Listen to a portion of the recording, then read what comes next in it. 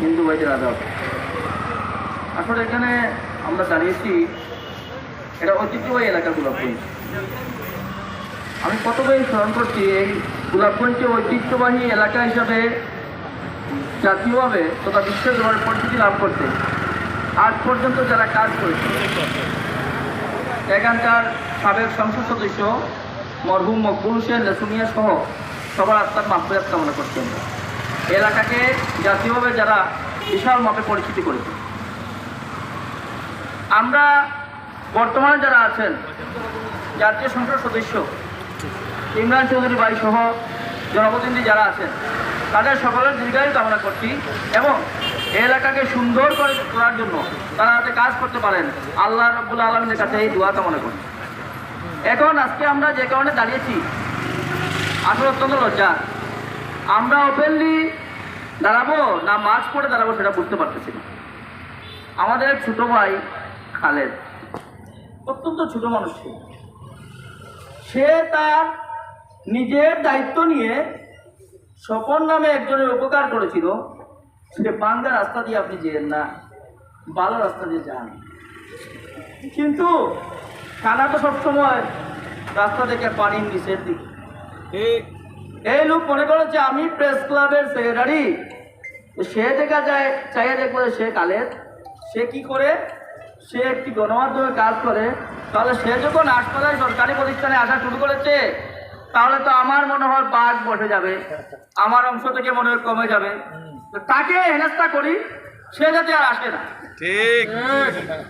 আমরা দেখলাম অবাক হয়ে যে তিনি ফোন করলেন ওসি সাহেব, পুলিশ পাঠানোর জন্য। আরে এটা তো করার কথা খালেদ, সে ছোট মানুষ, সে জনগণ ফোন করার কথা, ওসি সাহেবকে ফোন করার কথা নিরাপত্তার স্বার্থে। আপনি দীর্ঘদিন থেকে সাংবাদিকতা করেন, আপনি কেন ওসি সাহেবকে ফোন করেন? ওসি সাহেবকে আপনার করবো চামচা? ওসি সাহেবকে কেন ফোন করেন? ওসি সাহেব আসলে এখানে দেখবে ন্যায় অন্যায়। আপনি অন্যায় করার ওসি সাহেবকে কেন ফোন করেন? সেটা প্রশ্ন থাকবে। আবার রাত্রে আমি ওই বিষয় নিয়ে কথা বলেছিলাম। আমাদের ওসি সাহেব বলেছিলেন যে দুই পক্ষকে ডেকে সমাধান করে দিবেন, এই বিষয়টি তিনি আলোচনায় রেখেছেন।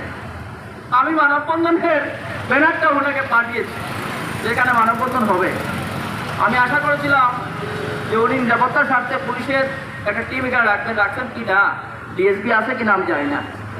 তো আমি যদি মনে করি যে একটা ছোট ছেলে ছোট ভাইয়ের মতো, অসিলের ছোট ভাইয়ের মতো সে হেনস্থার শিকার হয়েছে, এই বিষয়টি তিনি সুষ্ঠুভাবে সমাধান করতে না পারেন, তাহলে আমরা মনে করব যে ওই ঠিকাদারদের সাথে ওসি সাহেবের একটা সুসম্পর্ক রয়েছে আড়ালে। আমি আশা করবো 48 ঘন্টার ভিতরে ওসি সাহেব যেন সুষ্ঠু সমাধান করেন। আমি শুধু আপনাকেই বলছি, এখন এসপি সাহেব বিহারি সাহেবের সাথে কথা বলি নাই, আমরা চাই না ওইদিকে যেতে। যাই হোক, স্বপন ভাইয়ের কথা বলি। আমি দেখেছি ওনার দাড়ি পাটনা, এটা নানার বয়সী খালেদের নাতি হিসাবে তো বুকে নিয়ে টান দিয়ে বলতে পারতেন যা হয়েছে শেষ হয়েছে। আমি জানি না পারিবারিক শিক্ষা এটা। আমরা তো কোনো অনুষ্ঠানে গেলে আমাদের কোনো জুনিয়রের সাথে কোনো সমস্যা হয় না। আমরা যখন জুনিয়রকে দেখি তখন আগে হাত পিলাই, আগে মুখ পিলাই এবং জিজ্ঞাসা করি যে তুমি খেয়ে আসেছো কি না, না আসলে আমার পকেটটাই খাওয়া, এটা সিনিয়রের দায়িত্ব। আমার ভাই বলেছেন যে সিনিয়রদের কীভাবে সম্মান করি আমরা, সত্য কথা বলেছেন।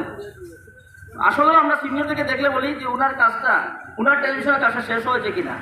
খালেদও সেম ভাবে আপনাকে সম্মান দেওয়ার কথা, কিন্তু সম্মান আদায় করেন কে হয়? স্নেহ যদি দেখান না, আপনি সম্মান কীভাবে পাবেন? খালেদের বিষয়ে কেউ তো স্পষ্ট করে বলতে চাই, এই নিয়ে 2 বার সে হেনস্থার শিকার হয়েছে। আমরা মনে করব এই ঘটনাটি ইন্টেনশনাল, খালেদকে ইন্টেনশনাল এই ঘটনাটি অর্থাৎ পরিকল্পিতভাবে উদ্দেশ্য মনে করা খালেদকে হত্যার উদ্দেশ্যে কেউ এটা করতেছে। কারণ এই অনলাইন সাংবাদিকতার কারণে আজকে অনেকের ঠিকাদারি বন্ধ হয়েছে, অনেকে ক্ষিপ্ত হয়েছেন, অনেকের চুল দাড়ি পেকে গেছে বয়সের আগে, অনেকের রুটি রুজিদের মধ্যে প্রবলেম হচ্ছে।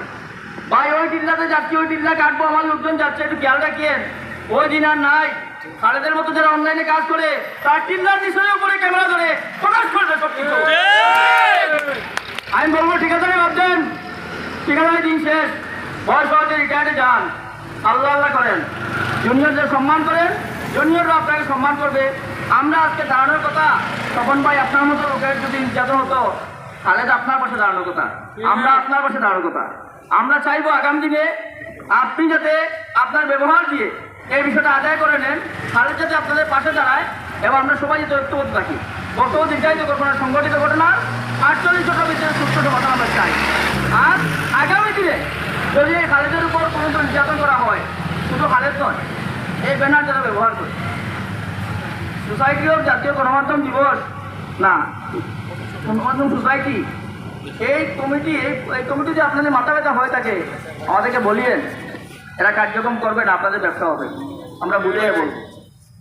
আর যদি মাথা ব্যথা না হয়ে থাকে, হুমকি দামকি দেন, এই সোসাইটি ও গণমাধ্যমের কাউকে হয়রানি স্বীকার করেন, আগামী দিনে খালেদের কোনো কিছু হয়, ওসি সাহেব এবং এই স্বপন সাহেবকে দায়িত্ব নিতে হবে। কারণ একটি থানায় অভিযোগ হয়েছে, বিষয়টি ওসি সাহেবের মাথায় আছে। ওসিও বুঝবেন যে খালেদকে কারা মারতে চায়, আমরাও বুঝবো কারা মারতে চায়, আইনও সেই গতিতে চলবে। সবাইকে ধন্যবাদ জানিয়ে আগামী দিনে এই খালেদের ঘটনা সুষ্ঠু সমাধান করে ঐক্যবদ্ধ হবে। এই গোলাপগঞ্জে যারা রাজপথে কাজ করে, এই রোদের মধ্যে আমার বাইরে দাঁড়িয়ে আছে, এরা অনলাইন সাংবাদিকতা করতেছে, এরা এই গোলাপগঞ্জে এগিয়ে নিতে চায়। এই যারা এগিয়ে নিতে চায়, রাজপথে কাজ করে, বর্তমানের বাইরে যারা আছেন, উপজেলা একজন ইউএনও আছেন, উপজেলা নির্বাহী কর্মকর্তা, উনি হচ্ছে আইন শৃঙ্খলার মূল দায়িত্বে, ওনাকে বলবো পেশাদার সাংবাদিকদের নিরাপত্তা দিবেন, কোনো প্রকার সাংবাদিকদের নয়, কারা চেহারা দেখে নয়, যারা অরিজিনালি সাংবাদিকতা করে তাদের নিরাপত্তা নিশ্চিত করার জন্য আপনি প্রশাসন বসে আছেন। আপনি কারোর সাথে রাতের আধারে ওই হোটেলে ওই বাসাতে দেখা করে সম্পর্ক রাখার জন্য নয়। আপনার আকাঙ্ক্ষে লিখবে না আর তার আকাঙ্ক্ষে আপনি ব্যবস্থা নেবেন না, এই কন্ট্যাক্ট থেকে বেরিয়ে আসেন। আর কিছু বললাম না, সবাইকে ধন্যবাদ। সোসাইটি অফ জাতীয় গণমাধ্যম কমিশন জিন্দাবাদ।